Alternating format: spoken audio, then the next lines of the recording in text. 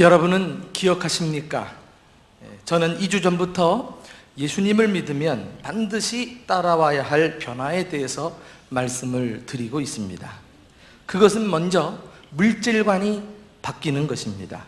세상의 물질을 최고의 가치로 여기고 살아온 사람이 예수님을 믿으면 예수님을 최고의 가치로 알게 됩니다. 인생의 주인공이 더 이상 물질이 아니라 예수님으로 바뀌게 되는 것입니다. 또한 염려를 그치게 된다고 말씀을 드렸습니다. 세상 일로 염려, 근심하면서 살던 사람이 예수님을 믿으면 하나님 아버지께 염려를 맡기게 됩니다. 이제는 세상 사람들처럼 의식주 문제로 염려하지 않고 새로운 삶의 목표, 하나님의 나라를 위해서 살아가게 되는 것입니다. 그리고 오늘 저는 세 번째로 비판을 삼가는 것에 대해서 말씀을 드리려고 합니다. 입만 열면 이웃을 비난하고 좋지 않게 이야기하던 사람이 예수님을 믿으면 언어 생활이 바뀌게 됩니다. 이제는 은혜로운 말로 다른 사람들을 격려하고 축복합니다. 물질관이 바뀌었다는 것은 하나님과의 관계에서 찾아온 변화라고 할 수 있습니다. 염려를 그치게 된 것은 자기 자신과의 관계에서 찾아온 변화이죠. 그리고 비판을 삼가게 되는 것은 다른 사람과의 관계에서 나타나는 변화일 것입니다. 이렇게 예수님을 믿으면 하나님과 내 자신과 그리고 이웃에 대해서 삶의 분명한 변화가 일어나는 것입니다. 이것이 거듭난 자요, 새 피조물이요, 하나님의 자녀의 모습인 줄로 믿습니다. 여러분에게 묻습니다. 여러분은 과연 예수님을 믿고 물질관이 바뀌셨습니까? 이제 물질을 땅에 쌓는 것이 아니라 하나님의 나라를 위해 하늘에 쌓으며 살아가는 성도들이 될 수 있기를 축원합니다. 여러분은 예수님을 믿고 염려를 그쳤습니까? 우리 아버지가 되시고 우리를 가장 사랑하시며 소중히 여기시는 그분께 우리 염려를 던져버리고 우리는 하나님의 나라를 위해 살아야 하겠습니다. 이제 저는 이 시간에 예수님을 믿고 비판을 삼가하십니까? 라는 제목으로 이 비판에 대한 예수님의 교훈을 함께 나누기를 원합니다. 오늘 본문 1절, 2절 말씀을 다 같이 읽어보실까요? 자, 시작. 비판을 받지 아니하려거든 비판하지 말라. 너희가 비판하는 그 비판으로 너희가 비판을 받을 것이요 너희가 헤아리는 그 헤아림으로 너희가 헤아림을 받을 것이니라. 여기 비판이란 단어가 계속 언급되는데요, 이 말은 말로써 심판하는 것을 말합니다. 성경은 건설적이고 유용한 비판을 결코 금하지 않습니다. 본문에서 말하는 비판이란 사람의 인격이나 행위에 대해서 그릇된 언어의 사용을 의미하고 있습니다. 예를 들면 비난 같은 거, 비방이라고 할까요? 안 좋게 말하는 거, 그 입에서 좋은 말이 나오질 않아요. 또 험담도 있습니다. 없는 데서 흉을 보는 것이죠. 그리고 정죄하는 것, 정죄가 뭡니까? 범죄자로 낙인을 찍어버리는 거예요. 그리고 모함도 해당됩니다. 없는 말을 지어내는 것들이죠. 이런 말들은 하나님도 아니면서 남을 부당하게 심판하는 행위이기 때문에 하나님이 대단히 싫어하십니다. 이런 비난과 험담, 정죄와 모함 등등 비판하는 말들은 그 내용은 다를지 몰라도 한 가지 공통점이 있습니다. 하나같이 일방적이라는 거죠. 잘 알지도 못하면서 자세히 알아보지도 않고 이야기합니다. 그러니까 얘기를 듣는 당사자는 직접 듣든지 전에서 들었든지 이것처럼 억울한 게 없는 거죠. 당해야만 하는 그런 아픔을 겪게 됩니다. 또 공격적인 특성을 가지고 있어요. 여러분, 비판하는 사람들을 보세요. 말에 날이 서 있습니다. 항상 싸우자는 식으로 막 격한 감정을 가지고 목소리를 높이는 것을 보게 됩니다. 그리고 파괴적입니다. 말의 결과가 상대방을 깎아내리고 쓰러뜨리고 그가 속한 공동체에 해를 끼치게 되는 것입니다. 그러나 이 모든 것을 차지하고라도 비판이 더욱 무서운 것은 남을 비판한 대로 자기가 되돌려 받는다는 것입니다. 그것도 그냥 되돌려 받는 것이 아니라 적어도 3배 이상으로. 어떻게 아느냐? 여러분, 우리가 남을 비판하기 위해서 손가락질을 합니다. 제가 지금 손가락질 하니까 자기를 비판하는 줄 알고 시꺼먹는 분들 많으세요. 예. 이렇게 딱 손가락질 하는 순간 나는 분명히 손가락 하나를 가르쳤는데 세 손가락이 나를 가르치고 있다는 사실 잘 알잖아요. 제가 다시 한번 실험을 해봤어요. 이야 하고 셌는데 세 손가락이 나를 또렷이 쳐다보고 있는 거 있죠. 이렇게 말하는 것 같아요. 니는 할 말이 없는 거야. 할 말이. 유대인의 지혜서인 탈무드에는 다음과 같은 글귀가 적혀 있습니다. 남을 비방하는 것은 살인보다도 위험한 일이다. 살인은 한 사람밖에 죽이지 않지만 비방은 3사람을 죽인다. 비방하는 사람 자신과 그것을 듣고 있는 사람과 비방을 받는 사람이다. 그리했어요. 무엇을 의미합니까? 내가 남을 비판하면 자신뿐 아니라 모두를 불행하게 만든다는 거예요. 그러므로 여러분들이 예수님을 진정으로 믿었다면 비판하는 문제에 대해서 해결을 보셔야 합니다. 반드시 이 비판에 대해서 우리는 삼가할 줄 알아야 합니다. 그렇다면 어떻게 비판을 삼갈 수 있는가? 첫째로 자기 자신을 먼저 들여다 보십시오. 자, 우리 한번 예수님이 계속하시는 교훈을 들어보실까요? 3절, 4절 말씀을 읽어보십니다. 시작. 어찌하여 형제의 눈 속에 있는 티는 보고 내 눈 속에 있는 들보는 깨닫지 못하느냐? 보라, 내 눈 속에 있는 들보가 있는데 어찌하여 형제에게 말하기를 나로 내 눈 속에 있는 티를 빼게 하라 하겠느냐? 자, 보십시오. 보라, 내 눈 속에 들보가 있는데 또 내 눈 속에 있는 들보는 깨닫지 못하느냐? 예수님이 안타깝게 도전하고 계십니다. 그리고서 여기 우리가 잘 아는 비유가 있잖아요. 형제의 눈 속에 있는 티는 보고 내 눈 속에 있는 들보는 깨닫지 못하는도다. 이 티가 뭡니까? 너무나 작아서 쉽게 눈 속에 들어가는 이런 먼지 같은 것을 의미하죠. 그런데 자기 안에 정작 들어가 있는 들보는 뭐예요? 이 들보라고 하는 것은 지붕의 무게를 떠받치고 있는 가로로 지나가는 가로 기둥이에요. 그러니까 아주 두꺼운 나무가 아닙니까? 영어로는 빔이라 그래요. 빔. 그런 큰 대들보가 내 눈 속에 있다는 거예요. 여러분, 이 비유를 보면은 참 과장도 보통 과장이 아니죠. 어떻게 그런 일이 일어날 수 있어요? 그럼에도 불구하고 예수님께서 이 극단적인 표현을 서슴지 않은 것은 비판에 대한 교훈을 강조하기 위해서입니다. 어떤 교훈인가요? 잘 들어보세요. 다른 사람을 비판하는 사람은 자기 안에 있는 들보로 인해서 자신을 잘 못 본다는 거예요. 먼저 나 자신을 제대로 들여다보면 사실은 내가 비판하는 상대방보다도 내 안에는 더 큰 문제를 가지고 있다는 사실을 깨닫게 되는 것입니다. 여러분, 심리학자들은 보통 사람들을 비판할 때 그 비판 안에는 어떤 심리가 작용하느냐 할 때 열등감의 심리라고 말합니다. 그 열등감을 보상받기 위해서 우리는 남을 비판하면서 자신의 열등감을 보상하고 그 비판하는 가운데 자신의 약점을 감추고 숨어 버린다는 것이죠.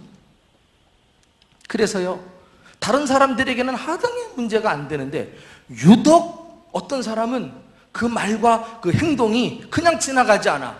눈에 팍 들어와. 그래서 습관적으로 비난하고 비판하고 이렇게 힘들어하는 사람들을 보게 되어요. 많은 경우에 이런 사람들은 사실은 자기 자신 안에 있는 문제 때문에 고민하고 있다고 할 수가 있습니다. 우리가 보통 의부증, 의처증이라는 질병을 이야기하는데 막 결혼 생활을 망치는 거죠. 정상적인 부부 생활이 불가능한 거 아니겠어요? 근데 많은 경우에 이 의부증, 의처증 환자는 어린 시절 이 성적인 상처를 받고 성장한 결과로 빚어지는 불행이라고 이야기합니다. 그러니까 자신의 그 아픔과 상처를 그 마음속에 내재해 놓고 있다가 정작 결혼해서는 전화만 와도 의심하는 거예요. 다른 상대와 이야기만 해도 의심. 제 시간에 안 나오면 막 머리가 빙글빙글 돌아가는 거죠. 이렇게 자기 상처로 인해서 다른 사람하고는 전혀 다른 민감하고 예민한 반응을 보이는 것입니다. 그렇게 함으로써 마치 자신은 의로운 사람처럼 자신의 치부에 대해서 보상받게 되고 그것을 감추기 위해서 계속해서 남을 비판하는 일을 반복하는 것이죠. 그래서 여러분, 오늘 본문 5절에 보면 예수님께서 이 비판하는 자를 가리켜 뭐라고 부른지 아셔요? 한번 5절 보세요. 뭐라고 부르시는가? 외식하는 자여 그랬어요. 여러분, 비판하는 사람은 본인이 인정하든 인정하지 않든 성경은 외식하는 사람이라고 말합니다. 외식이 뭐예요? 겉과 속이 다른 거예요. 자기 속엔 큰 들보가 있으면서도 다른 사람에 대해서만 정죄하고 판단하는 것은 있을 수 없다는 거지요. 로마서 2장 1절 말씀을 한번 다 같이 읽어보실까요? 자, 시작. 그러므로 남을 판단하는 사람아, 누구를 막론하고 내가 핑계하지 못할 것은 남을 판단하는 것으로 내가 너를 정죄함이니 판단하는 네가 같은 일을 행함이라. 여기서는 판단이란 단어를 썼어요. 비판과 똑같은 의미입니다. 그런데 우리는 비판하면 내가 옳은 줄 알아요. 마땅히 할 말을 해야 되는 줄 아는데 성경은 누구를 막론하고 너는 핑계할 수 없다. 남을 판단하는 것으로 너 자신을 정죄하는 거다. 왜? 판단하는 내가 같은 일을 행하기 때문이다. 지금 이 말씀을 하는 거예요. 한마디로 우리는 남을 판단할 자격이 없는 사람들이라는 것입니다. 그만큼 우리는 같은 일을 행하는 연약하고 불완전한 존재이기 때문이죠. 그래서 남에게 하는 비판은 자기에게 하는 것과 같은 이치인 것입니다. 제가 앞서 말씀드렸죠. 내용은 달라도 비판은 공통점이 있다고요. 하나같이 일방적입니다. 그리고 공격적이고 그리고 파괴적인 성향을 띱니다. 그래서 우리는 남을 비판할 때 무자비한 경우를 보게 되어요. 마치 가늠하다 현장에 잡힌 여인을 돌을 집어들고 이제 막 던지려고 하는 사람들처럼 우리 가운데도 돌을 집어드는 사람들이 간혹 있을 수 있습니다. 우리는 남을 비판하기 전에 오히려 자신을 성찰하는 기회로 삼을 수만 있다면 우리는 비판의 악순환에서 벗어날 수 있을 것입니다. 예수님께서 돌을 든 사람들에게 뭐라고 말씀하십니까? 누구든지 죄 없는 자가 먼저 돌을 쳐라. 자기를 살펴보라는 거예요. 우리 그리스도인들은 돌을 들고 던지는 자리에 결코 서서는 안 될 것입니다. 자신을 성찰하면서 부단히 자기 안에 있는 들보를 빼내는 이 성숙한 그리스도인들이 될 수 있기를 예수님의 이름으로 축원합니다. 두 번째, 우리가 비판을 삼가하려면 상대방을 보는 관점을 바꾸셔야 합니다. 자신을 들여다보았으면, 자기를 성찰했으면 그 다음으로 해야 할 일은 상대방에 대해서 좋은 점을 바라보기 위해 노력하는 것입니다. 자, 우리 5절 말씀을 함께 읽어보실까요? 시작. 외식하는 자여, 먼저 내 눈 속에 있는 들보를 빼내라. 그 후에야 밝히 보고 형제의 눈 속에서 티를 빼리라 그랬어요. 이 구절에서도 예수님이 순서를 잘 언급해 주셨죠. 먼저 자신의 눈에 있는 들보를 빼고 나면 그 다음에야 밝히 볼 수 있게 된다는 것입니다. 여러분, 밝히 본다는 게 무슨 말이에요? 바로 보는 관점이 바뀌어지는 것을 말합니다. 어떻게? 단점을 보는 사람이 장점을 보게 되고, 흉을 보던 사람이 칭찬할 거리를 찾게 되고, 허물을 보던 사람이 상대방의 가능성과 잠재력을 보게 되는 것입니다. 사실 비판하는 사람은 대개가 이 관점이 부정적이에요. 사람들의 단점이 눈에 들어오고 흠이 눈에 들어오고 허물이 눈에 들어옵니다. 이런 사람들은 이 자신의 부정적인 관점을 고치기 전까지는 이 비판의 습관에서 벗어날 수 없습니다. 사랑하는 교우 여러분, 오늘 이 시간 여러분에게 도전합니다. 여러분의 눈에는 무엇이 보이십니까? 서울 사는 친구와 대전 사는 친구가 절친한 사이인데요, 동창 모임에서 오랜만에 만났어요. 서울 친구가 먼저 농담을 건넵니다. 여보게 친구, 어찌 그대 얼굴은 꼭 돼지 얼굴을 닮았는가? 이 말을 들은 대전 친구가 껄껄 웃으면서 말합니다. 자네는 예수님을 쏙 빼닮았네. 이 말을 들은 서울 친구가 파한 대소를 하며, 내가 예수님을 닮았다고? 어찌 자네는 돼지 얼굴 같다는데 화도 안 내는가? 대전 친구가 말합니다. 돼지 눈에는 돼지만 보이고 예수님 눈에는 예수님만 보이는 법이라네. 이 대전 친구가 우리 대전 중부교회 모든 성도들이 될 수 있기를 축원합니다. 한 번은 예수님에게 부모들이 자기 어린 아이들을 데리고 나왔어요. 예수님 기도해 주시고 축복해 달라는 마음이죠. 그런데 예수님의 제자들이 말이죠, 아이들이 예수님께 오는 것을 막으면서 꾸짖습니다. 꾸짖어요. 그때 예수님께서 뭐라고 말씀하십니까? 가만두어라. 하나님의 나라가 이런 자들의 것이니라. 그러니까 한 사람을 두고도 바라보는 관점이 전혀 다르니까 한쪽은 비판하고 한쪽은 사람을 세워나가잖아요. 예수님은 적어도 이 어린아이에게서 일찍부터 예수님께 나오면 하나님 앞에 헌신하고 주님의 나라를 위해서 귀하게 쓰임받을 그 잠재력을 볼 수 있었어요. 사실 우리는 마땅히 비판해야 된다고 생각하고 비판하지만 그 관점을 달리하면 오히려 비판하지 않고도 더 좋은 결과를 가져올 수 있는 일들이 허다하다는 사실을 아십니까? 오히려 문제는 내가 꼭 부정적으로만 바라보는 내 관점이 문제구나 라는 사실을 깨닫기도 되는 것입니다. 아까 제가 비판의 심리에 대해서 말씀을 드렸는데 그 열등감의 발로라고요. 그러나 또 한 가지 비판은 영적인 우월감으로부터 시작되는 경우가 있어요. 한마디로 교만하니까 비판하는 거예요. 자신이 옳다는 생각, 자신은 남과 다르다는 생각, 자신은 남이 하지 못하는 일을 할 수 있다는 생각, 자신은 잘하고 있다는 생각, 이런 생각에 사로잡히면 다른 사람을 함부로 비판하게 됩니다. 여러분 기억하십니까? 바리새인과 세리의 기도, 똑같이 성전에 나와서 기도했어요. 바리새인은 세리는 숨을 죽여 성전 뒤에서 읊조리고 기도하는데 바리새인은 드러내듯 손을 들고 큰 소리로 기도하지 않습니까? 그의 기도를 들어보세요. 뭐라고 말하는가? 하나님, 나는 저 세리와 같지 아니하며,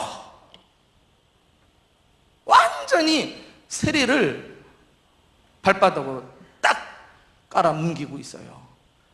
나는 토색하지도 않고 불의를 행하지도 않고 간음하지도 않고 일주일에 2번 근식하고 11조도 드립니다. 그런데 하나님께서 두 사람의 기도를 들으시고 누구 편을 들어주셔요? 세리가 그의 기도를 들으심을 받고 돌아갔느니라. 여러분, 우리가 우월감에 사로잡히면 나도 모르게 교만한 자리에서 하나님이 하는 일을 넘보게 된다니까요.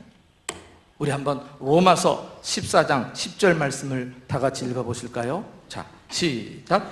내가 어찌하여 내 형제를 비판하느냐? 어찌하여 내 형제를 업신여기느냐? 우리가 다 하나님의 심판대 앞에 서리라.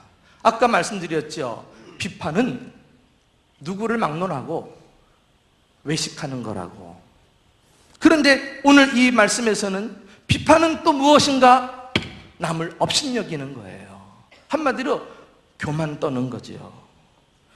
이런 사람은 결국 자기 자신이 하나님처럼 높은 지위에 올라가려고 했기 때문에 하나님의 심판대 앞에 서서 정죄를 당하게 될 것이다.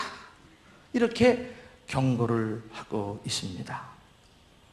우리는 겸손해지기를 힘쓰고 비판하려고 할 때마다 내 안에 있는 교만은 없는지를 들여다보면서 관점을 바꾸어 오히려 다른 사람들의 가능성과 잠재력과 장점을 보고 문제를 풀어가는 저와 여러분 될 수 있기를 예수님의 이름으로 축원합니다.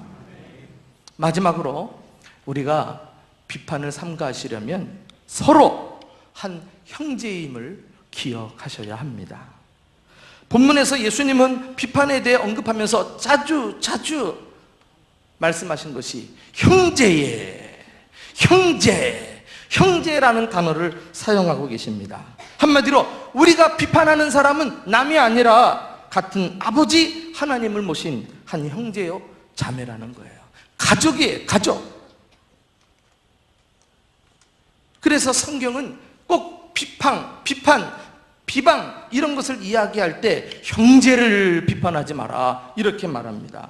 또 야고보서 4장 11절 이하에 우리 한번 다 같이 읽어보실까요? 자, 시작. 형제들아 서로 비방하지 말라. 형제를 비방하는 자나 형제를 판단하는 자는 곧 율법을 비방하고 율법을 판단하는 것이라. 내가 만일 율법을 판단하면 율법의 준행자가 아니요 재판관이로다. 입법자와 재판관은 오직 한 분이시니 능히 구원하시기도 하며 멸하시기도 하시느니라. 너는 누구이기에 이웃을 판단하느냐. 한마디로 우리는 하나님의 말씀을 준행해야 될 사람들이에요. 판단은 하나님이 하시는 거죠. 그런데 하나님도 아니면서 누구를 너는 판단하느냐. 형제들아 서로 판단하지 마라. 이렇게 지금 말씀하고 있는 것입니다. 여러분, 다른 사람에 대해서도 입을 조심해야 될 일인데 함께 구원받고 한 공동체를 이루고 그리스도의 몸의 지체인 우리끼리 이거 비판하고 비난하고 안 좋은 소리를 습관적으로 하는 것은 같은 편끼리 싸우는 것과 같아요. 한 가족끼리 아웅다웅 갈등하는 것하고 같습니다. 그런 집안 잘 되는 거 보셨나요? 여러분, 부부라도요 항상 남 탓하고 니 탓하고 그러면서 남을 비난하고 정죄하면 그 편안할 날이 없는 거예요. 가족은 사랑할 대상이지 비판받아야 될 대상은 아닙니다. 사랑은 허다한 죄를 덮는다고 했어요. 그도 그리스도께서 위하여 죽으신 형제라. 옆에 있는 지체를 볼 때 예수 그리스도의 보혈로 맺은 하나님의 가족이란 사실을 깨닫고 내가 소중한 것처럼 내 지체도 소중하다는 사실 앞에 우리가 내 입술을 자제하고 비판할 수 없게 될 것입니다. 여러분, 탕자가 돌아왔을 때 그 집안의 그 맏아들의 태도를 기억하십니까? 맏아들이 아버지가 시키는 대로 하루 종일 일하다가 집에 오니까 멀찍이 집에서 연기가 나요. 막 사람들 떠드는 소리가 나요. 종을 불러다가 알아보니까 자기 동생이 다시 돌아온 거예요. 그래서 아버지가 너무 기뻐서 지금 잔치를 벌리는 중이라고 해요. 여러분, 이런 말 딱 들으면 보통 정상적으로 가족은 어떤 반응을 불러일으킬까요? 그러니 내 동생이 살아 돌아왔다고 하고 단번에 뛰어들어갈 거 아니에요? 그런데 이 맏아들의 태도를 보세요. 그가 노하여 들어가고자 아니하거늘. 그가 노하고 집에 들어가지 않아요. 여러분, 비판하는 사람의 특성은 그 공동체 안에 마음을 담지 못해요. 그리고 기뻐도 기쁨을 누리지 못해요. 아무리 좋은 거 펼쳐놔도 그것을 자기 것으로 삼지를 못해요. 이미 마음이 단단하게 굳어져 버렸기 때문입니다. 그 아버지가 그 아들에게 말하잖아요. 얘야, 너는 나와 항상 함께 있으니 내 것이 다 너의 것이 아니냐? 이런 혜택과 축복 축복을 누리고 있는데도 현재의 삶에 대해서 감사가 없어요. 이 은혜에 대해서 감격이 없어. 이게 우리가 비판할 때 빠질 수 있는 영적인 시험들이라는 사실을 알게 됩니다. 이 마다들이 말이죠,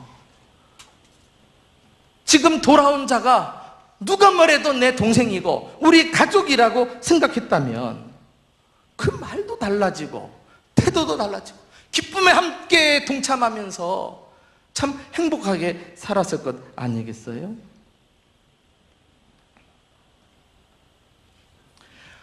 앞서 저는 성경은 건설적이고 유용한 비판은 금하지 않는다고 말씀을 드렸어요. 여러분, 건설적이고 유용한 비판이 뭐예요? 자세히 내용을 알아보고 하는 말. 또 내가 이야기를 할 때 공동체가 함께 잘 세워져 가고 하나가 되는 말.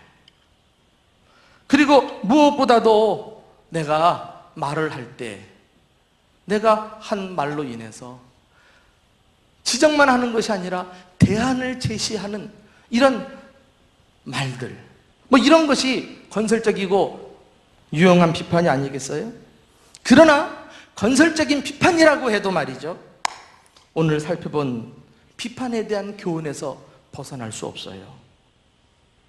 먼저 자기 자신을 잘 살피는 노력이 필요합니다.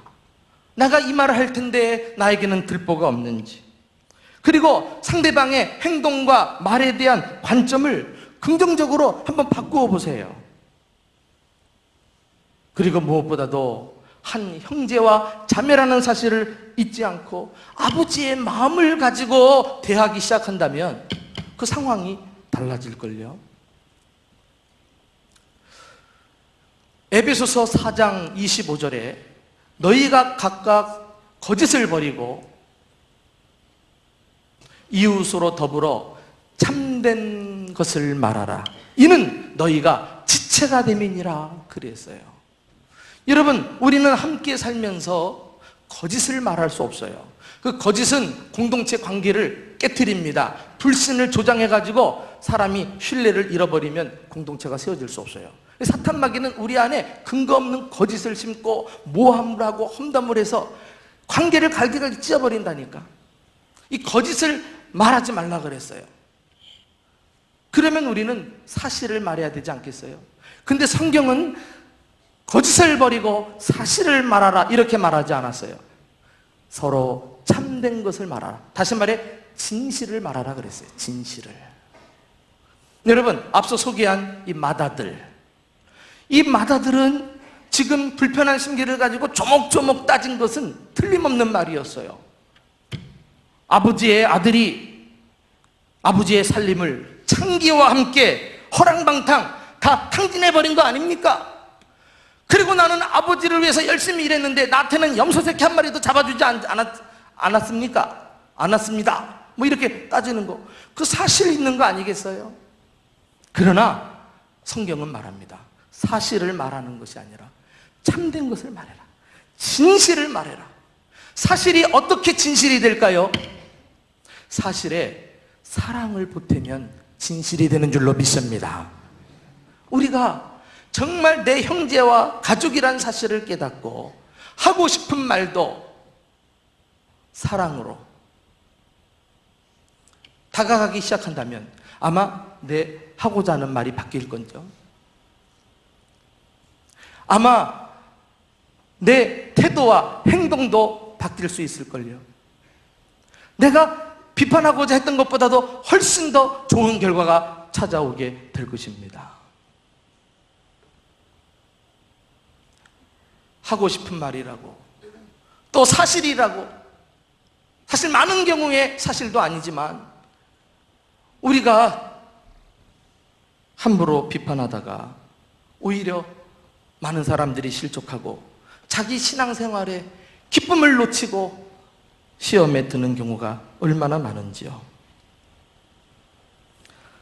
사랑하는 교우 여러분, 우리가 예수님을 믿으면 반드시 이 문제를 해결해야 합니다.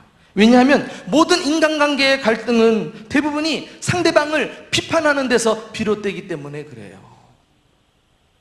비판을 사랑의 말로, 험담을 칭찬의 말로, 정죄를 따뜻한 위로의 말로 바꾸기 시작한다면 우리 가정과 교회 안에 놀라운 기적을 체험하게 될 줄로 믿습니다.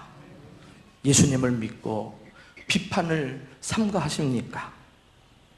이 은혜가 저와 여러분의 삶 가운데 충만히 임하시기를 예수님의 이름으로 축원합니다.